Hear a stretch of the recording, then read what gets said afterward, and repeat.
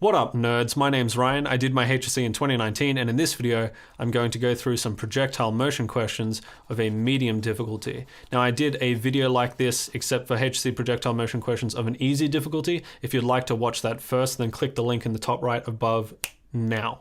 Okay, on to the first question. The horizontal and vertical components of the velocity of a projectile are Vx and Vy respectively.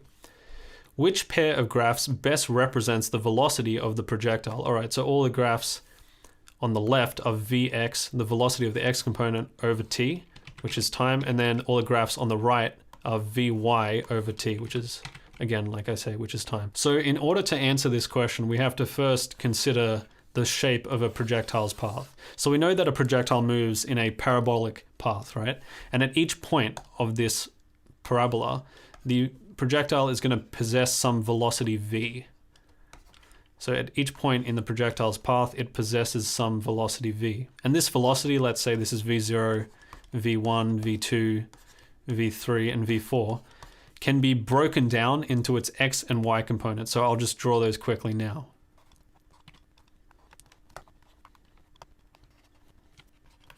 In order to answer the question about which graphs best represent the velocity at each point of the projectile, we just really have to look at the magnitudes of the x and y components of each point of the velocity, right? So if we look at the velocity at v0, we see that vy0 is both positive and big. We see at v1, vy1 is also positive, but it's a little bit smaller now. At v2, we see that vy, the y component of the velocity at v2, is 0, because all the velocity is just in the x component. At v3, we have a negative velocity because it's pointing down now, and it's fairly small in magnitude. And then at v4, the y component of the velocity is negative because it's also pointing down, and now the magnitude is big, right? The magnitude is big, at least in comparison to, say, here, where it's 0. So if we were to put this on a graph, it would look something like this, where we have the Vy on the y component, so the velocity of the y component on the y-axis, and then time on the x-axis. And let's say that this is t equals 0 at v0, and t equals 1 at v1, t equals 2 at v2, etc. Then if we look at the velocity of the y component at t equals 0, we see that it's positive and big. So if we go to our graph, we go to t0, which is just right here, we know that it's positive and big, right? Positive and big. At time equals 1, so at t equals 1 second, we saw that the velocity in the y component is again positive, but now it's a bit smaller. So we see that it's again positive, but now a bit smaller. So that would be somewhere here, where it's still positive but small. And then at t equals 2 up here, we see that the velocity of the y component is 0. And then so on the graph, t equals 2, velocity of the y component is 0. And then similarly at t equals 3, we have, again, a small magnitude, but this time it's negative. So we'd write it down here. So negative small. And at t equals 4 seconds, right, at t equals 4 seconds here, we see that the velocity of the y component is, again, negative, but now big. So at time equals 4, we see that the velocity is, again, negative, but big. So negative and big. So then if we were to draw a line through all of these, we'd get a straight line that points down and intersects the x-axis in the middle of its flight time, right? And so if we look back at the options that we have for Vy, so the right columns of Vy, the first option is a flat horizontal line straight across. Now, we know that's not what we have. We have a line that's pointing down. Option B, we have a line that's pointing down and it intersects the x-axis or the t-axis, which is correct. So at least this side is correct. We're not sure if this side is correct yet. Option C, we have a flat line straight across, so that's wrong. And option D, we have a curve that looks almost exponential, so that's also wrong. So by process of elimination, we know that the correct answer is B. Now, just for the sake of completion, I'll look at the x component of the velocity as well. And this one is even easier to see. We know that there's no acceleration in the x component of a projectile's motion in HSC physics because there's no force being applied to the x component of a projectile's motion, right? The only force being applied is gravity, which is in the vertical component only. And so we can see that, and I haven't represented this so well, but we can see that the magnitude of the x component of the velocity is not changing over time, such that Vx0 is equal to Vx1 is equal to Vx2, etc. And so how would we represent that? Well, similarly, if we had a graph with time on the x-axis, but now velocity in the x component on the y-axis, at time equals 0, we're going to have some magnitude v. At t equals 1, we're going to have some magnitude again equal to v because the velocity doesn't change. At t equals 2, we're going to have some magnitude of v, and I think you can see where this is going. At t equals 3 and at t equals 4, we have a magnitude of v and v. And then if we draw a line through these dots, we can see that it's just a straight, flat, horizontal line at all points of the projectile's motion, at all points in time of the projectile's motion. And if we look back to the options, we had that for option A, and we had it for option B. We did not have it for option C, and we did not have it for option D. So again, we know that B is the correct answer here. Okay, next question. A mass was hanging from the roof of a bus that was traveling forward on a horizontal road at a constant velocity. The string holding the mass was cut. At the same instant, the bus driver applied the brakes, causing the bus to slow down at a rate of 3 meters per second squared. To an observer outside the bus being the very critical phrase in this sentence. To an observer outside the bus, the mass follows a parabolic trajectory. So quick pause for thought here. If you see an object moving in a parabolic trajectory, then what you can tell immediately is that the acceleration in the y component has some magnitude, and the acceleration in the x component has a magnitude of 0. So what this is saying is, to an observer outside the bus, the mass after it's been cut off from the bus, after the string has been cut, follows a parabolic trajectory. So with respect to the person outside the bus, right, in the outside reference frame, the ball only has an acceleration in the downwards direction. That's not necessarily the case for a person inside the bus, right? And you'll do more stuff about frames of reference a little bit later in the nature of light module, I think. So that's what, module 5, 6, 7? I think it's module 7. And this will make more sense once you do that, but it's not necessary to understand that, I don't think. All right, so which statement correctly describes the resulting motion of the mass observed from within the frame of reference of the moving bus? So the reason this question is tricky is because you're switching frames of reference, right? This is question 19, multiple choice. It's reasonably difficult. The reason it's difficult is because you have to consider frames of reference.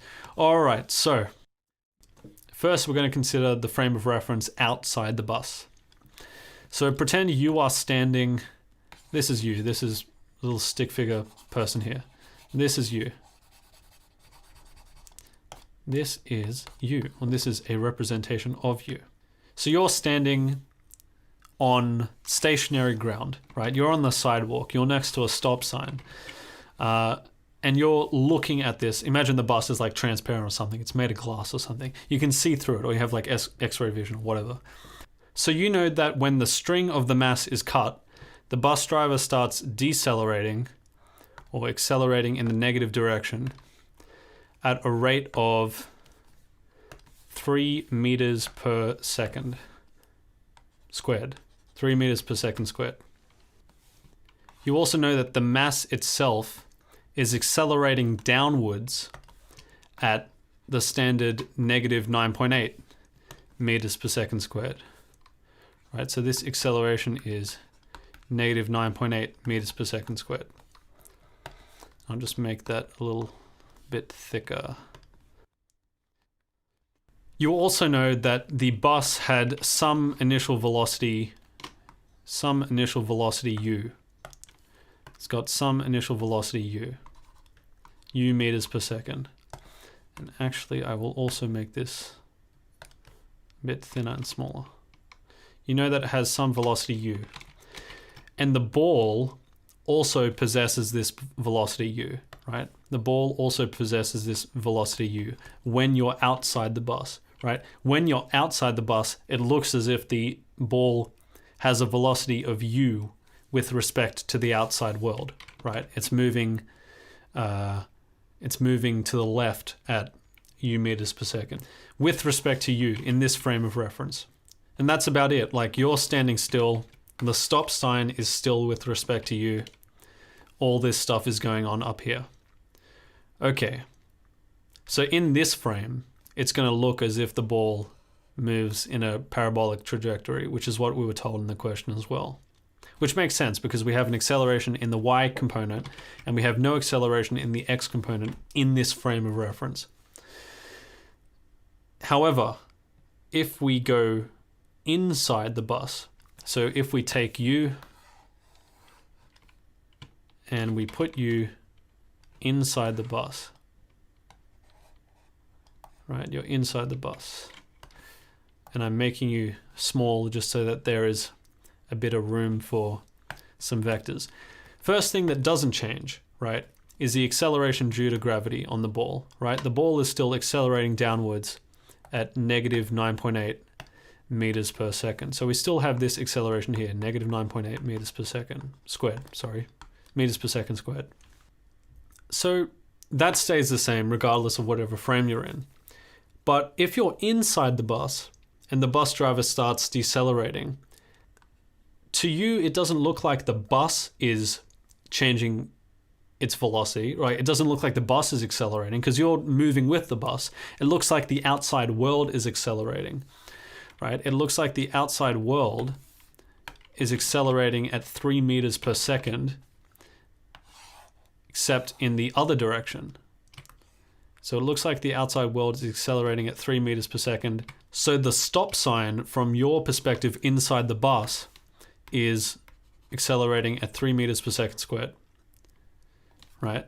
So when you're in the outside world, it looks like the bus is accelerating. When you're inside the bus, it looks like the outside world is accelerating, all right?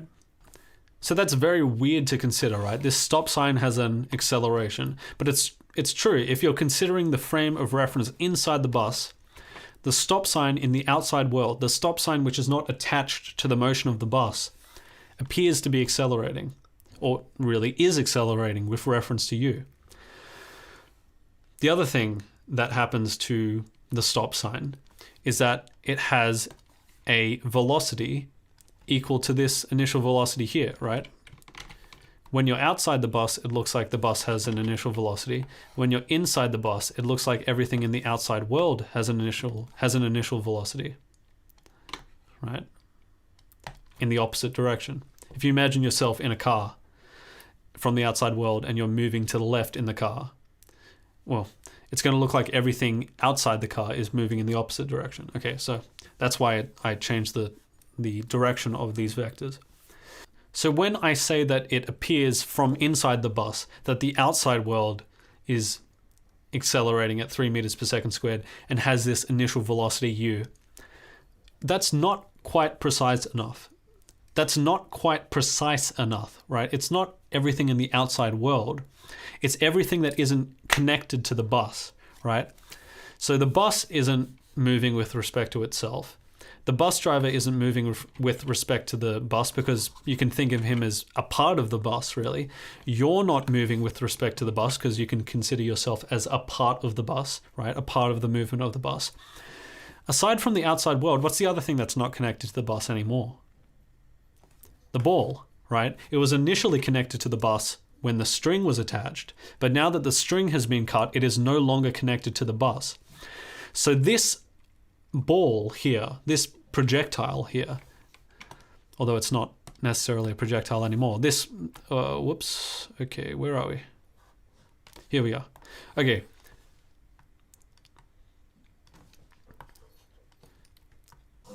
So because it is no longer connected to the bus, the ball will also have an acceleration leftward of 3 meters per second squared, right? So this is an acceleration in the y component, negative 9.8, and this is an acceleration in the x component. Now, what about the velocity? Does it have the initial velocity? Well, consider yourself on this bus, right? In the outside world, the bus had an initial velocity because it was moving at some particular rate before it started decelerating. If you were on the bus at the time, you would also be traveling with that velocity. You'd also have that initial velocity. So when you're on the bus and you're looking at the bus doesn't appear to be moving. In the exact same sense, when the ball was attached, it was moving with the bus. And at the instant that it's detached, it still has that initial velocity with respect to the outside world. But with respect to the bus, it's just keeping its same position. So it has these accelerations, but it doesn't have the initial velocity because it was still moving with the bus when it was cut. It has this acceleration now because now that it's detached from the bus, any change in its velocity will be an acceleration. You can think about really what's happening here is that the bus is decelerating and it's kind of moving around the ball. That's what's happening if you're thinking in the outside world. But if you're inside the bus, it just looks as if the ball is accelerating to the left, right? It just looks as if the ball is accelerating to the left. And let me make this AY a bit thicker because really it should be bigger than this AX. So let's remind ourselves, what was the question here? The question was, which statement correctly describes the resulting motion of the mass observed from within the frame of reference of the moving bus? So what's happening within the frame? Let's just look at what's happening to the object. Forget about all this frame stuff. This is what's happening to the object. If you just saw this diagram here, without any prior knowledge about the bus or the context of the question, you just saw this. You just saw an object with an acceleration to the left and an acceleration downwards. And it has an initial velocity of 0, right? It's initially stationary, and then suddenly these accelerations are applied to it, right?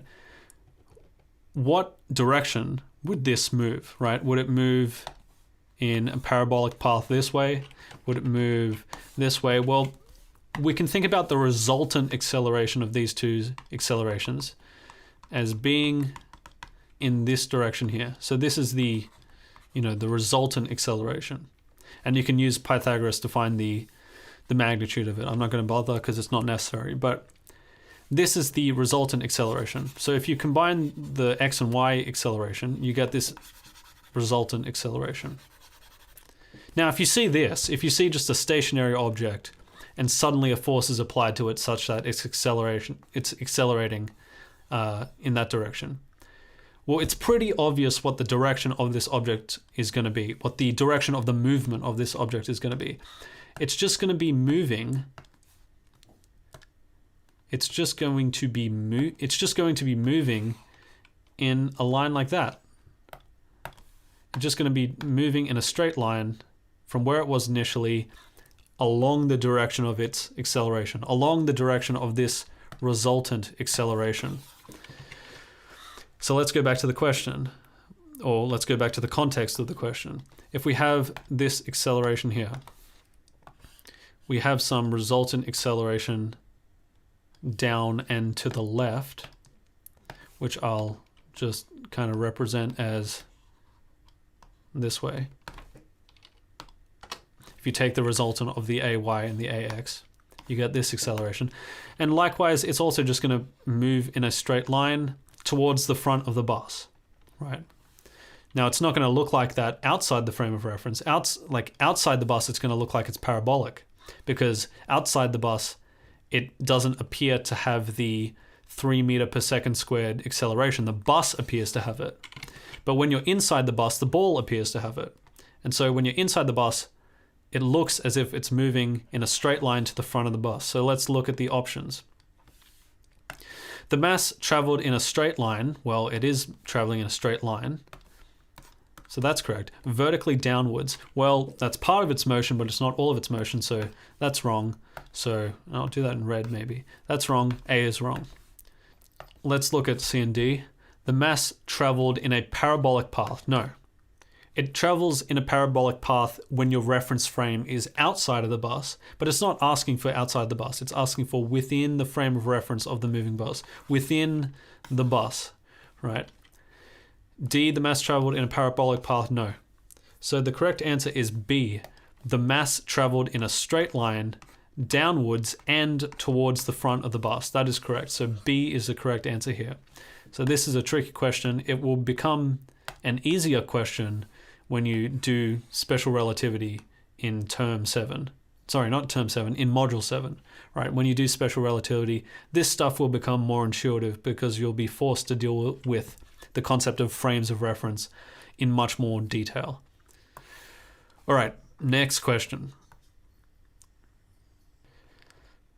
Okay, the next question. The diagram shows a camera and ruler setup to obtain data about a projectile's motion along the trajectory shown. So along this trajectory here. The entire trajectory is visible through the camera. Identify one of the errors in this setup and describe the effect of this error on the results. So this question is a question that has to do with investigations, projectile motion investigations. If you'd like to see my video on that topic, click the link in the top right now. Okay. So one error that we can see here is that the meter ruler, let's write it like this. I'll try and write it out as I would in an exam. So the error here is that the ruler is too far away from the wall. The ruler is too far away from the wall. And the question asks for not only an identification of an error, but also a description of the effect that this error has on the results. So we can say that one effect that this has on the results is that the measured distances, so the measured distances, meaning the distances captured by the camera with reference to the meter ruler, the measured distances will be greater. The measured distances will be greater than the true differences, than the true distances, And the knock-on effect of that is that the measured velocities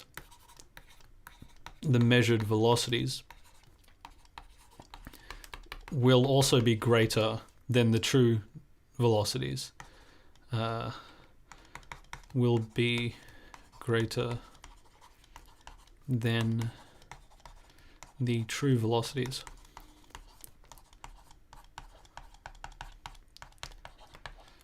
And this will make the data inaccurate, right? Inaccurate. Another error that we can see here, and the question only asks for one error, so that would be sufficient if you were doing this in an exam, but another error that we can see is that the camera is off center.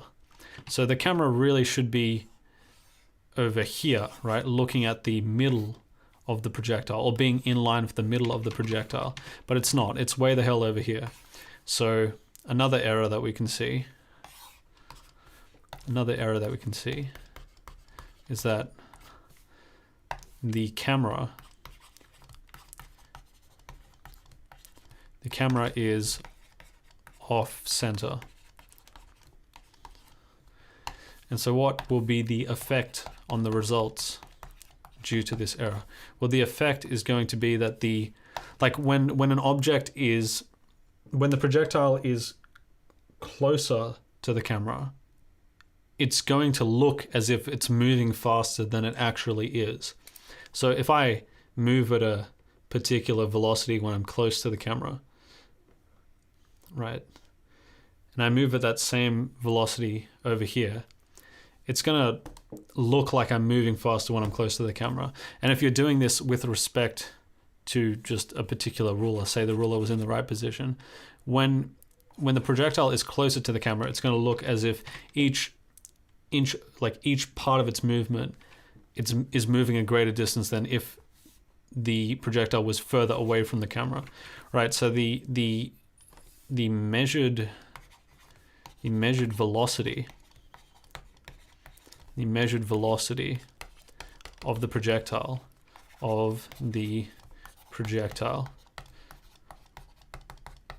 will appear greater when it's close to the camera, will appear greater when close to the camera,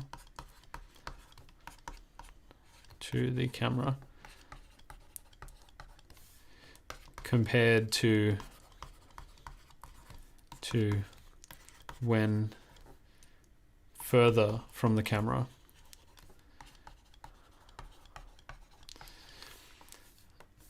Thus producing an inaccurate velocity measurement, thus producing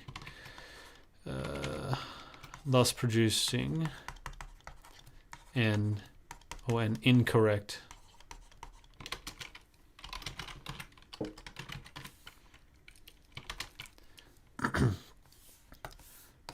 thus producing an incorrect velocity measurement. All right. And there might be some other errors there, but 2 is probably enough, I'd say. All right. Well, in the 2 for this explanation is probably enough. In the actual question, you only require 1. Okay, so part B. An experiment was set up based on the method described in part A, but conducted so that the data obtained were valid. So it doesn't have the mistakes. It doesn't have the poor choices of the previous part. The image shows the trajectory of the ball. The graphs show data from this experiment. Now this, I really do recommend you watch the video that I linked previously, because especially if you haven't actually done a projectile motion investigation in class yet, because this is exactly the sort of graphs that you'll be not only analyzing, but actually creating. Anyway, using the graphs, describe the velocity and acceleration of the ball quantitatively and qualitatively. So quantitatively just means numerically, so with numbers. And qualitatively just means with regards to its quality, its character, its form, something like that. Right, it's in the name, quantitative, quantity, numbers, qualitative, quality. Anyway, the graph on the left has horizontal displacement over time, and the graph on the right has vertical velocity over time. Right, so don't get those confused. This one's a displacement and this one's a velocity. Okay, so looking at this graph first, looking at the displacement over time graph first, we can derive a velocity of the ball from that. Okay, we can derive a velocity of the ball from that. And the way that we do it is by looking at the line that this forms, right? Looking at the line that this forms and choosing 2 points which reside on the line relatively close, right?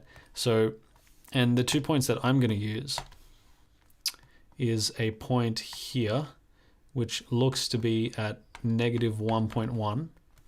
And I'm going to choose this point here, which is almost at -0.3.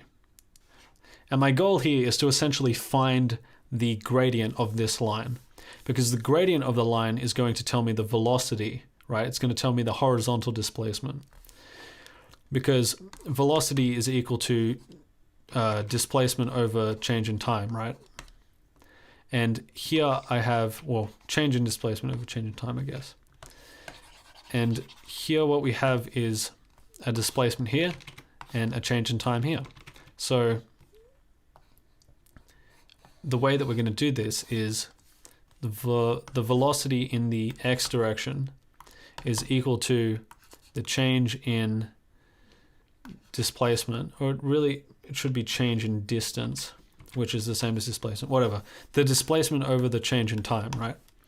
And this is going to be the final displacement here, which is -1.1. So -1.1 minus the initial displacement, at least of the time span that I've selected, right? Which is negative 0.3, negative 0.3, divided by the change in time over which that occurs. So the time at the final point here is 1 second. So 1.0 second minus the initial time here, which is 0.5 seconds. So minus the initial time here, 0.5 seconds. And then if you evaluate that, you'll get, what's that? That's negative 1.1 plus 0.3 divided by 1 minus a half, which is just a half. And that is equal to negative 0.8 divided by a half. And dividing something by a half is the same as multiplying it by 2, right? So like if you remember from math, like negative 0.8 divided by a half is the same as negative 0.8 multiplied by 2. And that's just the same situation that we have here. And that results in negative 1.6. We know that the velocity in the x direction, so the velocity, actually I'll just write Vx is equal to negative 1.6 meters per second. And now we're going to find the acceleration using the other graph. So that's some velocity that we've described, right? Now we can essentially do the same thing, but to find an acceleration here, because now we have, instead of a displacement over time, we have a velocity over time. And so again, we're going to find 2 points on this line that we can use. This point here, I'll get a brighter color. This point, actually I'll get a color that's not red. This point here, and this point here. And these increments are 0.4, I think. So if we start from 0, this would be 0.4, 0.8, 1.2, 1.6, and then plus another 0.4 and we get to 2. Yeah. So this scale is in increments of 0.4. And this point here is approximately on this line, which is 2.4. And this point down here is approximately on this line, which is negative 2.4. And it's over, like the final point is at 1 second and the initial point is at 0.5. And so we'll have the acceleration in the y direction, because this is vertical velocity over time. So we're finding that the acceleration in the y direction is equal to the final vertical velocity, which is negative 2.4, minus the initial vertical velocity, which is 2.4, divided by the final time, which is 1.0, minus the initial time, which is 0.5. And then if we evaluate this, we get negative 4.8 on the top and then 0.5 on the bottom. Again, dividing by a half is the same as multiplying by 2. So this comes out as negative 9.6 meters per second squared. So now we can say that the velocity in the x direction is negative 1.6 meters per second, and the acceleration in the y direction is equal to negative 9.6 meters per second squared. So we've described it quantitatively, and you're basically just going to restate this in words, right? You're going to say the graph on the left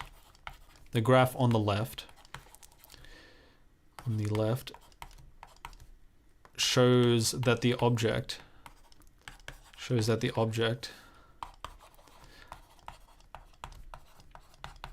is moving in the negative x direction,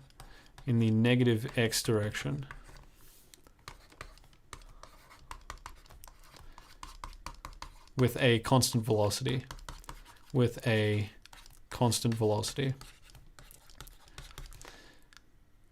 The graph on the right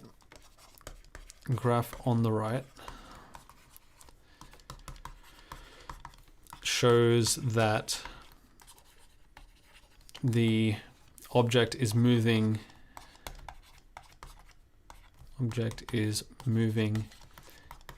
in the negative y direction, and you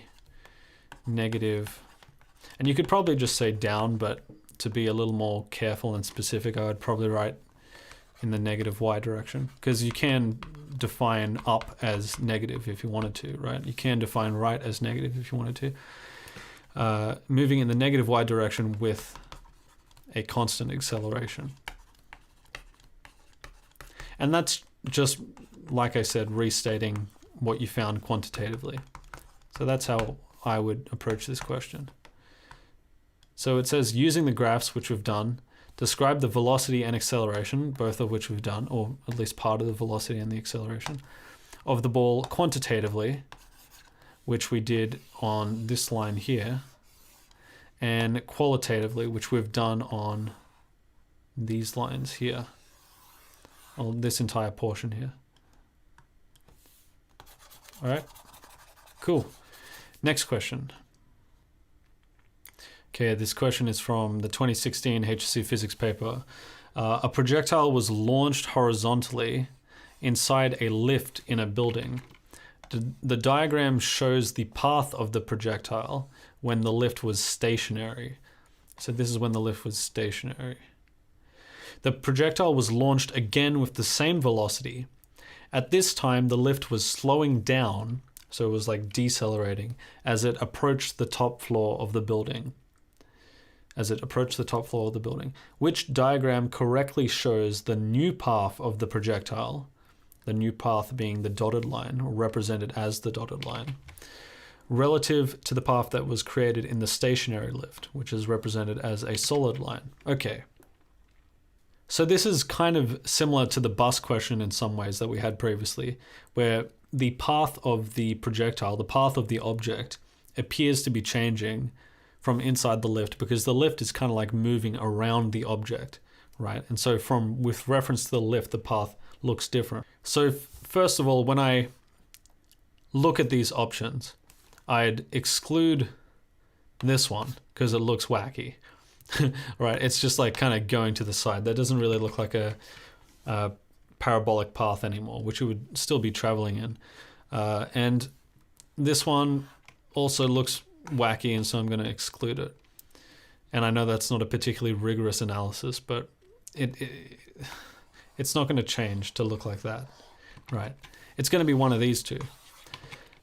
So what I would do with this question is employ a quote-unquote technique known as like thinking to the logical extreme, right? So we know that the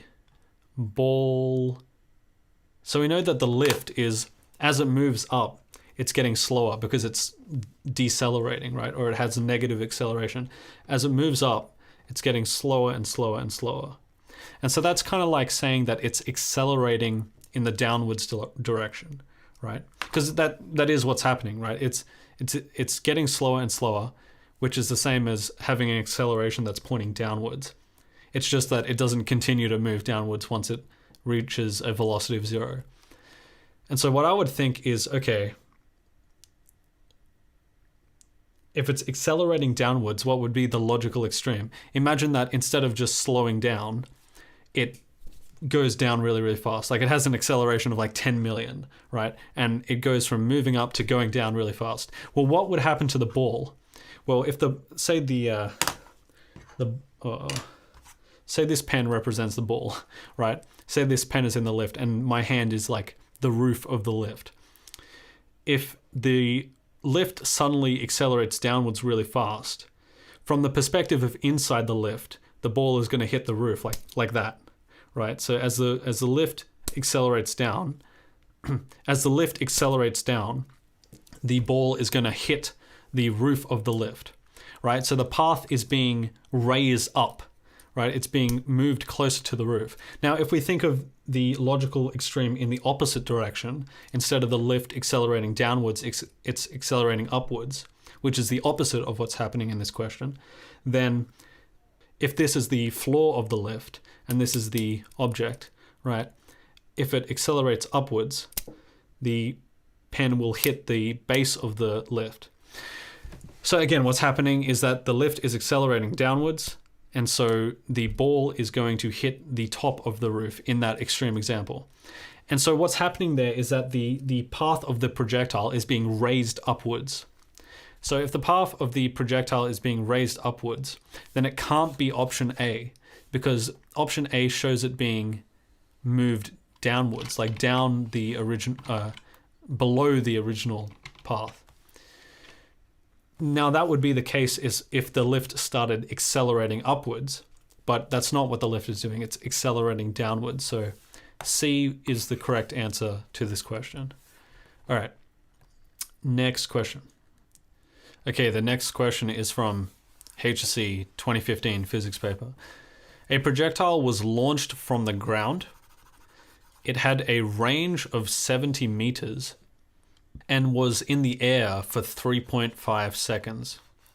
All right, so we were just given a lot of information there. So we have the fact that it's been launched from the ground and it had a range of 70 meters and it was in the air for 3.5 seconds. So we've got a time value here, t equals 3.5. We have a range value here, so displacement in the x direction is 70 meters. And we're not exactly sure what the relevance of this ground thing is yet, but we'll see. At what angle to the horizontal was it launched? Okay, well, I think because we were told that it's launched from the ground, we have to assume that it also returns to the ground, right? We have to assume that this time value is referring to the time of flight of like a symmetrical parabola from the ground to the ground. Same thing here, like the range here is referring to a projectile that's launched from the ground to the ground.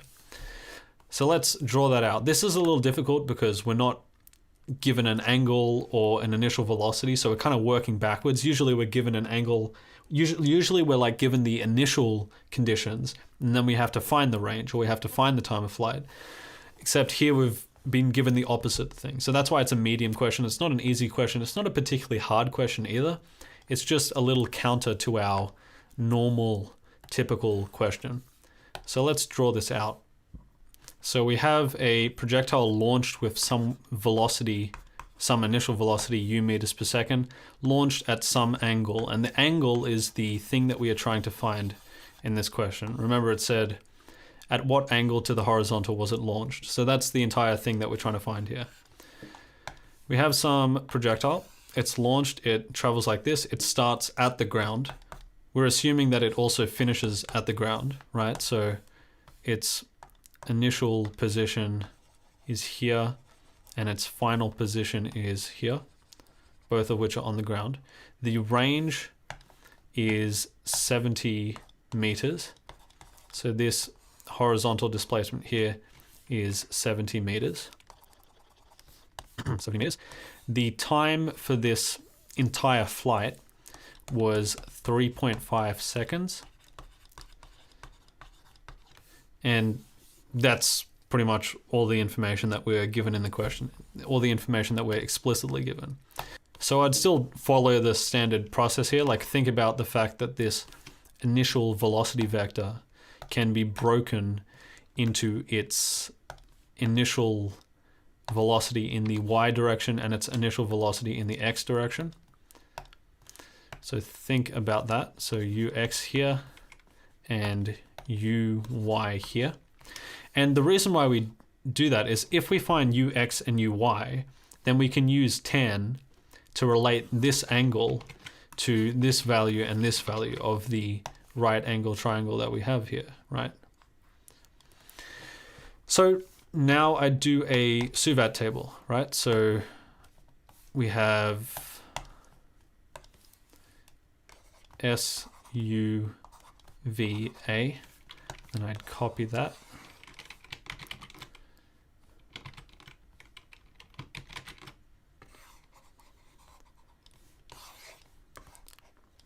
And so SX we know was 70 meters. 70 meters.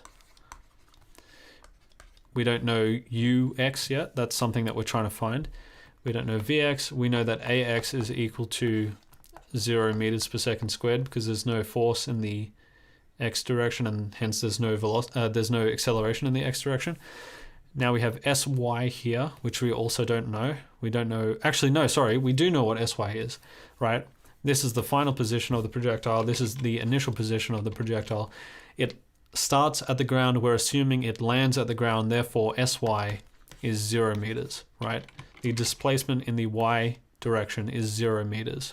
Uy is something we are trying to find in order to get the angle. So we're trying to find uy, we're trying to find ux. So I'll put a little question mark there. Vy we don't know. Ay we do know, assuming this is on Earth, which I think is a reasonable assumption, is negative 9.8 meters per second squared. And we know that the time is, what was it, 3.5? Yep, 3.5 seconds. So now if we look at our kinematic equations, we have v squared equals u squared plus 2as, v equals u plus at, and s equals ut plus half at squared. And we're looking for the u's, right? We're looking for ux and uy. First equation has a u, second equation has a u, third equation has a u. They all have u's, that's good. We've got accelerations for both of them, and we've got accelerations for all these, and we don't have any information about the final velocity. And these two equations have a final velocity. So we're just kind of going to have to remove those two equations.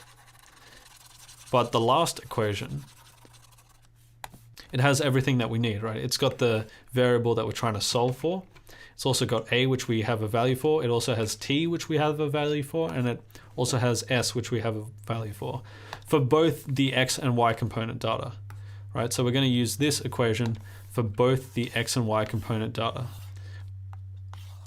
So focusing on the x component first, let's sub in the values that we have. So sx is 70 meters, equal to ux, which is the thing we are trying to find, ux, multiplied by t, which we have as 3.5, plus half of ax, which we know is 0, times t squared. Doesn't matter because it's being multiplied by 0 anyway, so this gets destroyed and we're left with this equation here. If we want to solve for ux such that we have an expression that's ux equals something, we need to divide both sides by 3.5, and dividing this side by 3.5 will allow us to cancel out these 3.5s, and then we're left with 70 divided by 3.5 on the other side. 70 divided by 3.5, which if you put that into a calculator gives you 20.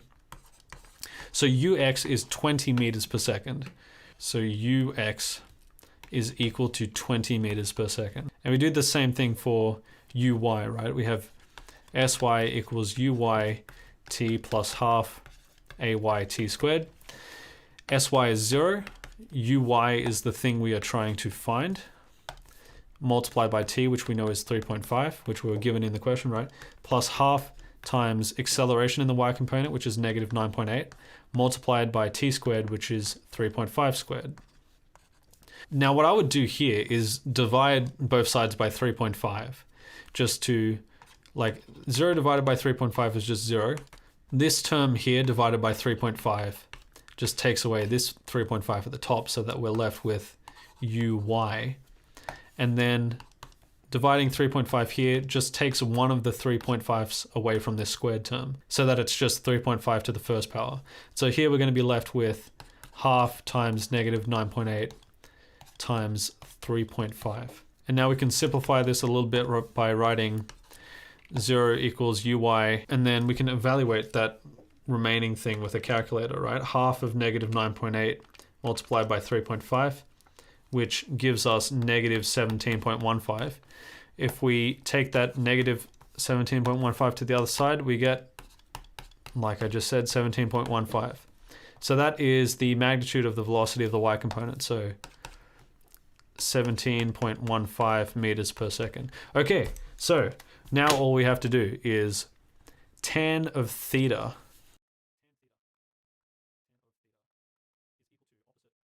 tan of theta is equal to opposite over adjacent, where our opposite is 17.15 and our adjacent is 20. So 17.15 divided by 20. And then we just take the tan inverse of both sides, meaning that we have theta equals tan inverse of this fraction here. And if you put that in a calculator, you get 40.61 degrees. Okay, so that's the value for the angle that the projectile was launched at, which is the thing we were trying to find for this entire question. So we got, what did we get again? 40.61 degrees. And so the closest answer, the closest option here to 40.61 is option B as 40 degrees. Okay, next question. So this question is from the 2010 HSC physics paper. A ball was thrown upward at an angle of 45 degrees. It's kind of dumb. Upward at an angle of 45 degrees. Upward would be 90 degrees. Whatever. Upward at an angle of 45 degrees. It landed at the same height as thrown. Thanks, that would have been useful in the previous question. That clarification would have been nice. Anyway, which graph best represents the kinetic energy of the ball during its time of flight? So kinetic energy is given by the equation half times mass times velocity squared. So what this means is that the kinetic energy of an object in motion is equal to half of its mass multiplied by its velocity at a particular instance squared. And so this question is asking us to consider the kinetic energy of a projectile at each point in its flight. And then what would a graph of its kinetic energy over time be?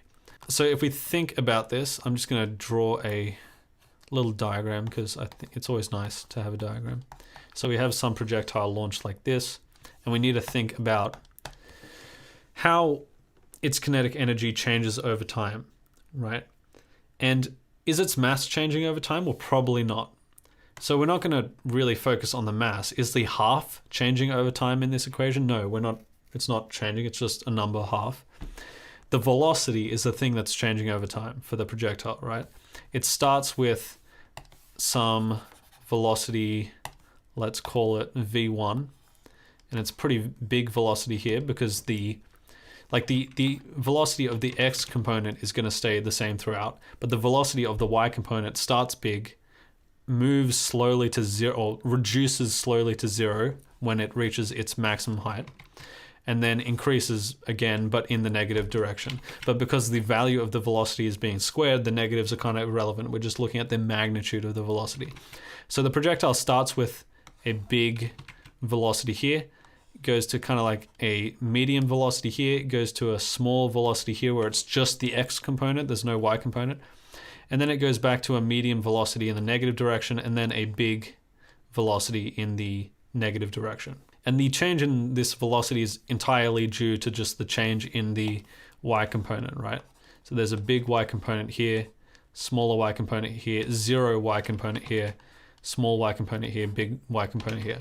So the change in the overall velocity of the projectile at each point of its motion is entirely dependent on the change in the magnitude of the velocity of the y component of the projectile. So, but note, it's not going to reach zero. The velocity, the overall velocity of the projectile is never zero because it still has this kind of constant, or not kind of, it still has this constant velocity in the x direction that doesn't change.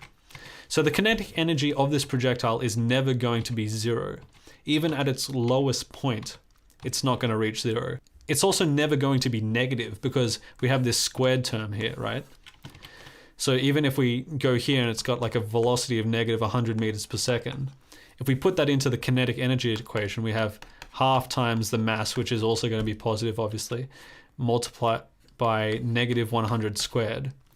The squared is going to make this term into a positive term, and we're going to end up with a positive kinetic energy.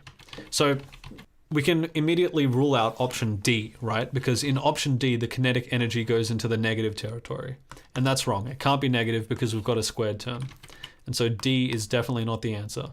The other one that we can rule out immediately is option C, because it hits 0, right? It hits 0. In order for the kinetic energy of the projectile as a whole to reach 0, the velocity of the projectile as a whole has to reach 0 at some point. And although the y component of the projectile's velocity reaches 0 at the maximum height, the overall velocity is not 0 because it still has this Vx.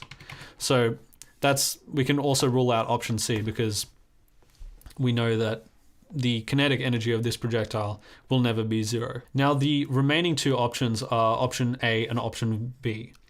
And the difference is that the endpoints of option A are lower than the midpoint, whereas the endpoints of option B are higher in value, in kinetic energy value, than the midpoint. And so the endpoints of the motion are represented here, and the midpoint is represented here. Now the velocity at the maximum height of the projectile is not 0, but it's just composed of Vx. It's just composed of the velocity in the horizontal direction, in the horizontal component. And at the very start, like I said, we have this really big Vy. And here we also have this really big Vy, except in the negative direction, but it doesn't matter because it's got the squared term, right? And so the velocity, the magnitude of the overall velocity at the endpoints, at the start and the end of the projectile's motion, is going to be greater than the magnitude of the overall velocity at the maximum height, which is like the midpoint, the middle of its time of flight, right? And so what we can tell from that is that the kinetic energy at the endpoints will be greater than the kinetic energy at the midpoint, because the velocity is greater at the endpoints. And so we can rule out the option A, where the kinetic energy is lower at the endpoints, because that's not true. In order for the kinetic energy to be lower at the endpoints, the velocity has to be lower at the endpoints, and that's not the case in a standard projectile. So option B is the correct answer to this question. All right, next question. The next question is from HSC 2008. An investigation was performed to determine the acceleration due to gravity. So again, we have an investigation question. If you want to see my video on projectile motion investigations, click the link in the top right and it'll take you to a playlist where you can see that video. Okay. An investigation was performed to determine the acceleration due to gravity. A ball was dropped from various heights, and the time it took to reach the ground from each height was measured. Okay, so straight off the bat, we can see that the independent variable in this investigation, so the variable that is being varied by the experimenter, the independent variable, is the height from which the ball is dropped. So the height from which the ball is dropped is an independent variable, is the independent variable in this experiment, right?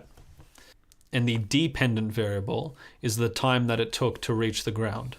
So the time taken to reach the ground is the dependent variable. And the dependent variable is dependent on the independent variable, right? The higher you drop the ball from the ground, the longer it's going to take.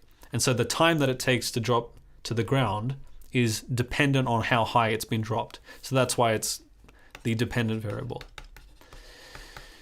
The results were graphed with the independent variable, so this is why it's important to, as soon as you see an independent variable and a dependent variable, to label them and get them straight in your head.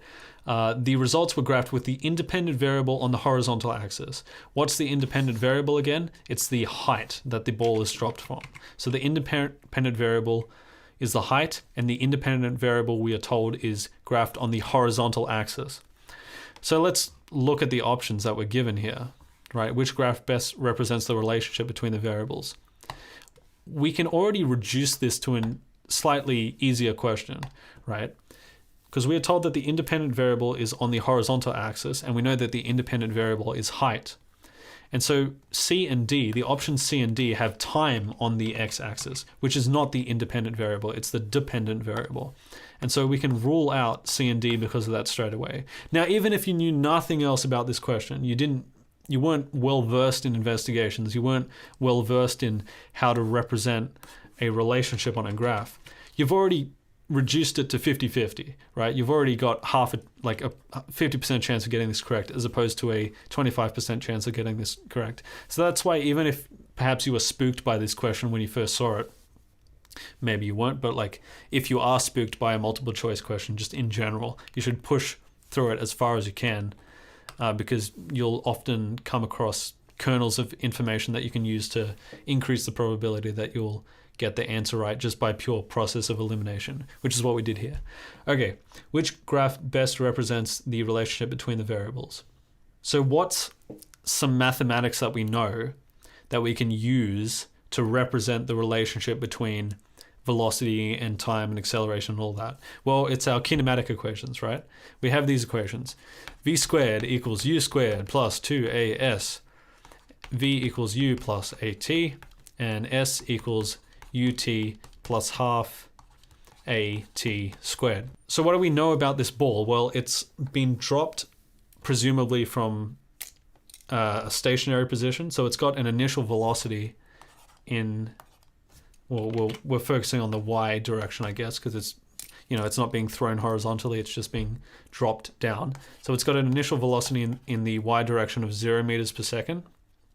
And the two variables that we're considering are the height, which would also be the displacement, and the time. So s and t are the two variables that we're interested in. The first equation has an s, it doesn't have a t, so we're not going to be using this. The second equation has a t, but it doesn't have an s, so we're not going to be using that either. And once again, behold, the most useful equation, s equals ut plus half at squared. It has both a t and an s, so this is the one that we're probably going to be able to derive some sort of useful information from. All right, so what do we know about this displacement s here? This might be a little bit tricky to wrap your head around first. So actually, maybe I'll draw a little diagram here. So we've got some dude, and he's got some object. It's like 5 kilogram weight, let's say, and he's holding the object. And he's like, yo, I'm gonna drop this. So he drops the object. And if he drops it from a height of 5 meters above the ground,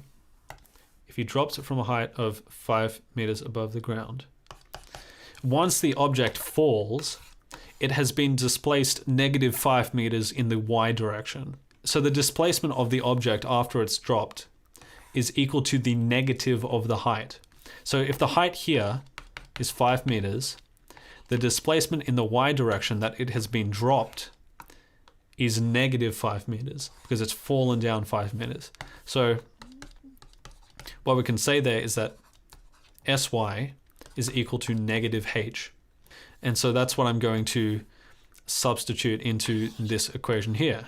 I'm going to consider the y component of each of these variables, and sy, the displacement in the y component, is equivalent to that of -h, the negative of the height that it was dropped, because it's falling the distance of the height, right? So -h, let me just make that thicker. Okay, -h equals uy, and we know that the initial velocity in the y component is 0 because presumably it was dropped from a stationary position. So uy is 0 multiplied by t, which is something that we're investigating, plus half times ayt squared. So we have -h equals half of ayt squared. So now I've just established some relationship between the height that an object is dropped from a stationary position and the time that it takes, right? So this half ay, actually, let me just take that negative to the other side for a second. So we have h, if we take that negative on the h to the other side, we'll be left with h equals half of -ay multiplied t squared. Now this thing is not going to change throughout the experiment unless someone rips a sizable chunk off the planet. The acceleration due to gravity is not going to change, right? Or adds a sizable chunk, I guess. Anyway, the acceleration is not going to change. So this is just some constant value, which I'm going to label as c, right? This constant value is c, half ay, negative half ay. So I can rewrite this relationship as h equals c, some constant number, multiply, actually, you know what? I'm not going to label it c. I'm going to label it m. So then we have half equals m times t squared. Now, you might be familiar with something of, actually, no, I'm not going to label it c or m. I'm going to label it a. Okay, I'm going to label it a.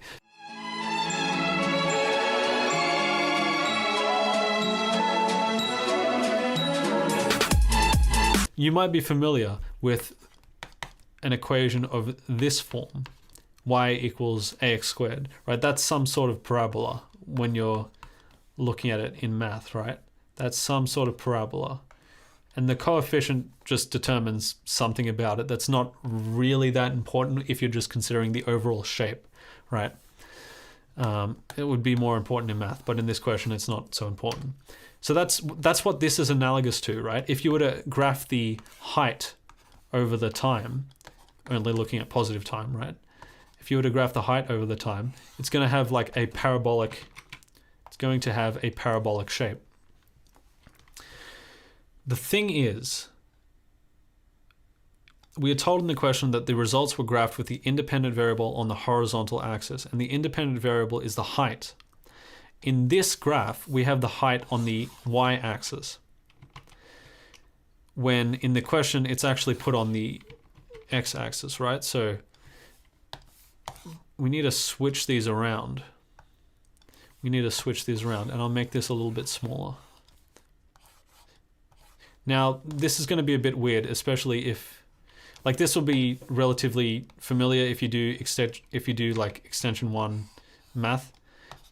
It's okay if you don't, but like what you're doing here when you're flipping the variables is you're reflecting the graph across the line h equals t.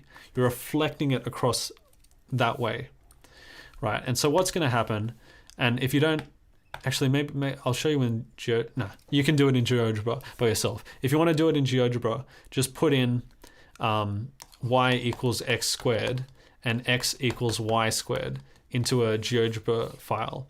And you'll see that the the y equals x squared will look like the standard parabola that you're used to, and the x equals y squared will look like that. It's going to look as if it has been reflected across an imaginary line that's going through there. Okay, so you're just going to have to trust me on that one. I kind of question whether you'll get a question like this in like the 2020 onwards HSCs, because maybe this used to be a thing that was in physics or in 2-unit math. But anyway, whatever. But it's kind of intuitive, right? You flip the variables across like this line here, from h on the y-axis to t on the y-axis, and from t on the x-axis to h on the y-axis. And so the graph is also going to kind of flip in that manner. All right? It's also going to flip in that manner. And if you weren't so sure about that, you could test a bunch of values and then plot them on a graph in a test, and you'd find something of that shape. Which graph best represents the relationship between these variables? And we can see quite clearly that this graph here is in the shape that we expected, right? That's the shape that is predicted by the mathematical relationship that we derived. So we can say that A is the correct answer. Now, if you weren't sure about all that math stuff, here are some more dodgy ways of answering the question. In option B, we have a line of best fit, and in option A, we have a curve of best fit, right? Which of them best fits the data? So when you're making a curve or a line of best fit, you want to place the curve or the line through the data in such a way that half the data points are on one side of the line, which we have here, and half the data points are on the other side of the line, which we also have here. Half the data points are on one side, half the data points are on the other side. You also want each of the data points to be as close to the line as possible. And in option B, and this, again, this is kind of like a dodgy way of answering the question. This might not always be valid, to be honest, but like In option B, we have 3 data points that are not on the line and one that's kind of like almost on the line. But in option A, we have one that's almost on the curve, and one that's definitely on the curve, and 2 that aren't quite on the curve, right? So this curve here matches the data more closely, right? Each data point is closer to the line in option A than it is in option B.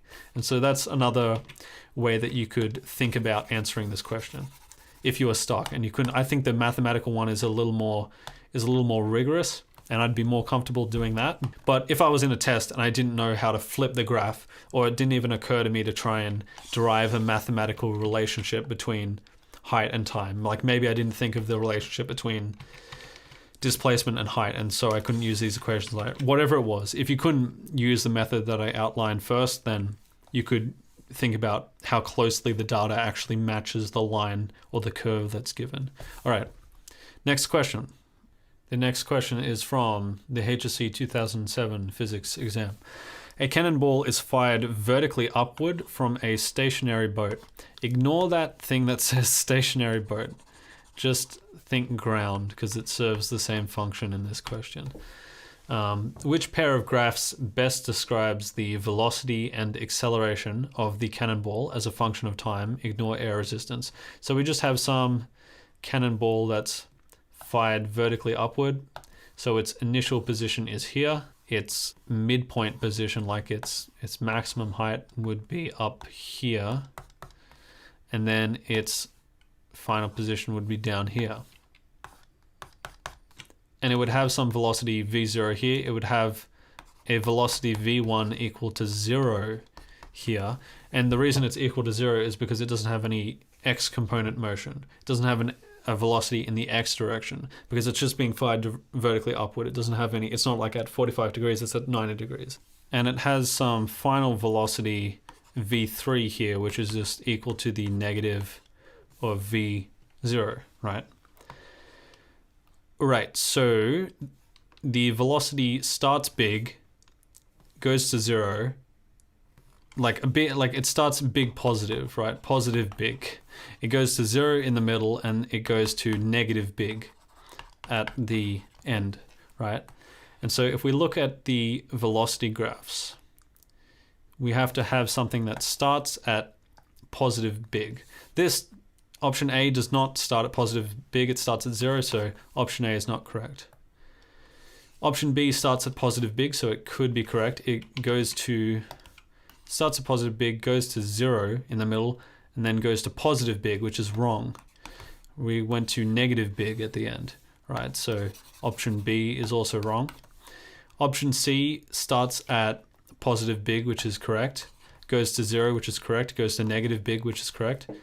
And likewise, option D starts at positive big, goes to 0, goes to negative big, so option D is also plausible here. Now the remaining graphs are about acceleration.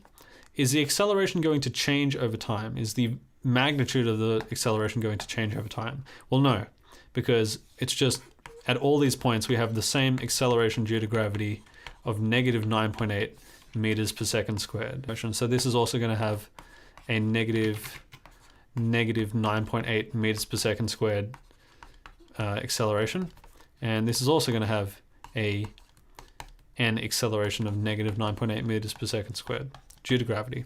So the acceleration is going to remain constant.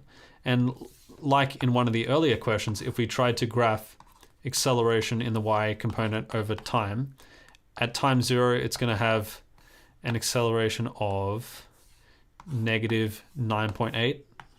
At time, say t equals 1, it's going to have an acceleration of negative 9.8. And at time 3, it's going to have an acceleration of negative 9.8. And so if we would draw a line through all these points, we would just get a horizontal line in the negative region of the acceleration time graph. And if we look at the options that we have, option C has the acceleration changing over time, which is not going to happen. We have a constant acceleration due to gravity. And option D has a constant acceleration in the negative component of the acceleration time graph. Therefore, option D is the correct answer. So in the next video, I will be going through more HSC projectile motion questions, except they are the creme de la creme, right? They're the hard questions. If you get good at these questions, you can essentially guarantee yourself a band 6. So I strongly recommend that at some point you watch that. And down here, I have the Module 5 Advanced Mechanics playlist that also has the topics of circular motion and motion in gravitational fields. So good luck, and I'll see you in the next video.